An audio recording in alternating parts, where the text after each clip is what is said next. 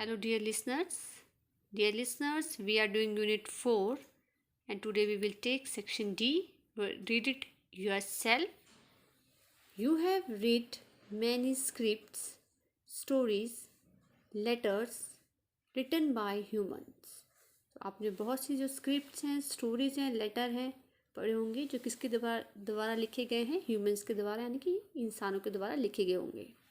Now read this letter written by Robonaut, a robot astronaut. तो अब यहाँ पर एक लेटर है जो हम पढ़ने वाले हैं. वो किसने लिखा है? रोबोनॉट ने. रोबोनॉट क्या है? Robot plus astronaut mean texture robot, मतलब हाफ ह्यूमन और हाफ रोबोट. ओके, तो उसको बोलते हैं हम robonaut. A letter from a robonaut, एक पत्र किसके द्वारा? रोबोनॉट के द्वारा. Hello friends, I am Archit. तो जो रॉबर्ट है यहाँ पर कि वो बता रहा है कि मेरे हेलो फ्रेंड्स, मेरा नाम क्या है? अर्चित है. I am 16 year old robot. मैं जो हूँ 16 साल का एक क्या हूँ? रोबोट हूँ. Would you believe me if I tell you I'm writing this letter sitting in a time machine. क्या आप मुझे विश्वास करेंगे कि जो ये लेटर है, ठीक है, वो मैं कहाँ बैठ कर लिख रहा हूँ? एक टाइम मशीन है, वहाँ पर बैठ कर ये लेटर लिख रहा हूँ. Well, mine is a very interesting story. Well, friends, जो मेरी स्टोरी है वो बहुत ही इंटरेस्टिंग है.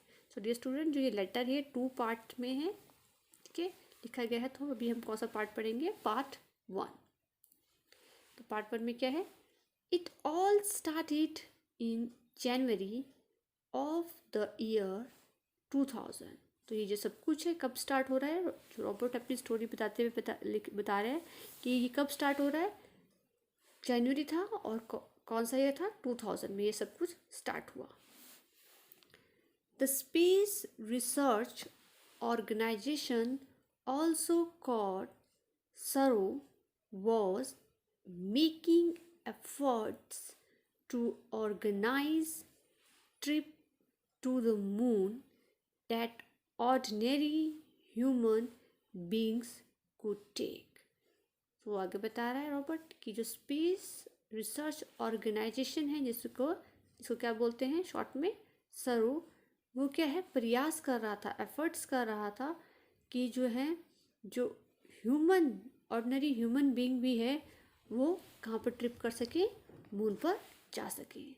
अनफॉर्चुनेटली, दुर्भाग्यवंश, ठीक है, क्या हो रहा था?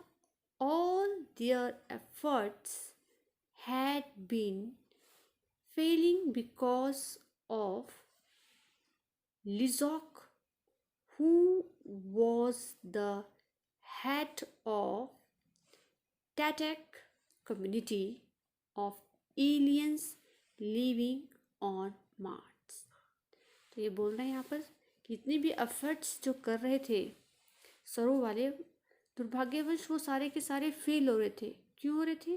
कि जो मार्स में जो टैटक कम्युनिटी का जो हेड है जिसका नाम है लिजो है, वो सारे एफर्ट्स किए जा रहे थे उनको वो फेल कर रहा था.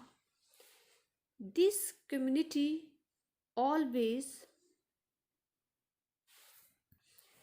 thwarted the efforts made by ISRO. Thwarted क्या होता है? फेल करना, ठीक है. इतनी भी ये जो पूरी कम्युनिटी क्या है, हमेशा जो है जो एफर्ट्स किए जा रहे थे सरो द्वारा वो सारे के सारे उसको फेल कर रहा था. तो यहाँ पर जो रॉबर्ट है स्टोरी बता रहा है अपनी कि सब कुछ कब शुरू हुआ? जनवरी जो 2000 में शुरू स्टार्ट हुआ कि जो स्पेस रिसर्च ऑर्गेनाइजेशन है एफर्ट्स कराते हैं कि जो ऑर्डिनरी पीपल है वो भी मून पे जा सके. बट जो मार्स प्लैनेट है वहाँ की जो कम्युनिटी है टैटक कम्युनिटी है, उसको जो हेड है लिजो, वो जितने भी एफर्ट्स किए जा रहे थे उन सबको क्या कर रहा था? वो फेल कर रहा था. After a lot of research, काफ़ी रिसर्च के बाद क्या हुआ? द साइंटिस्ट एट सरो discovered that they could be successful in their mission only if they used a robonaut. तो काफ़ी रिसर्च के बाद जो साइंटिस्ट थे सरों के, उन्होंने ये डिस्कवर किया, खोजा, ये जाना कि सिर्फ तभी सक्सेसफुल हो सकता है ये मिशन अगर कोई रोबोनट जो है इस मिशन के लिए तैयार हो जाए या वो जाए, ठीक है। This means that a human would have to be converted into a robot who would act as a robonaut.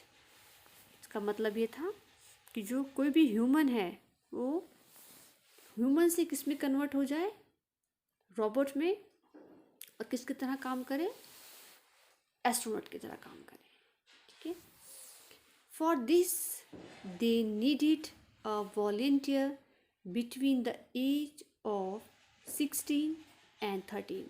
तो इस काम को करने के लिए उन्हें एक वॉलेंटियर की ज़रूरत थी। वॉलेंटियर जो अपनी इच्छा से एग्री करता है कि मैं इस काम करने को तैयार हूँ, तो उनको ऐसे वॉलेंटियर की ज़रूरत थी। पर कितनी एज का होना चाहिए था? वह तो 16 से 30 की एज के बीच के लिए कोई वॉलेंटियर चाहिए था जो एग्री कर जाए, जो क्या बन जाए, रोबोनट बन जाए, ठीक है। The advertisement appeared in all paper. तो एडवर्टाइजमेंट दी गई जो कि सब में कहाँ अपेयर हुई, हर पेपर में जो है एडवर्टाइजमेंट दी गई। Since the age of 6 I had been fascinated by the moon. तो जब मैं 6 साल का था तभी से मैं बहुत ज़्यादा फैसिनेटेड था। फैसिनेटेड मतलब आकर्षित होना, ठीक है। तो मून को देख के मैं बहुत फैसिनेटेड होता था, उसको देख के बहुत ज़्यादा आकर्षित होता था। I thought of not only traveling in a spacecraft but also controlling it and walking on the moon so early in life was like a dream come true. तो जो सिर्फ मेरा स्पेस क्राफ्ट में ट्रैवलिंग करना ही नहीं था, साथ साथ उसको कंट्रोल करना और मून पे चलना जो सपने की तरह था, जो कि क्या हो रहा था, वो कहीं ना कहीं उसे लगा था कि वो सच होने वाला है। I could not let this chance go by. तो मैं बिल्कुल नहीं चाहता था कि जो ये चांस है, जो एडवर्टाइजमेंट दी जा रही है जो रोबोनेट्स के लिए, तो मैं चाहता था कि वो क्या है, उसके हाथ से निकल जाए। And the best part was that after the mission I would again be changed to a normal human being. सबसे बेस्ट पार्ट क्या था इस मिशन का कि रोबोट बनने के बाद, रोबोट बनने के बाद मैं दोबारा से जो है एक नॉर्मल ह्यूमन बीइंग बन सकता था। तो यहाँ पर क्या है, ने बताया कि फर्स्ट पार्ट में हमने क्या बताया लेटर में कि एक मिशन ऑर्गेनाइज किया था जो कि मार्स का जो हेड है, प्लैनेट मार्स, ठीक है, वहाँ का जो हेड है लिज़ो को उसको फेल करा था। तो काफ़ी रिसर्च के बाद क्या हुआ, उन्होंने देखा कि अगर ये मिशन तभी सक्सेसफुल हो सकता है अगर वहाँ पर पहुँच जा सके रोबोनट, ठीक है। रोबोनट मैंने आपको बताया, और रोबोट एस्ट्रोनॉट, ठीक है, वो जा सके। और वो इसके लिए क्या चाहिए था कि वॉलंटियर चाहिए था, पर कितनी से कितनी एज के बीच में था, 16 to 30 के लिए।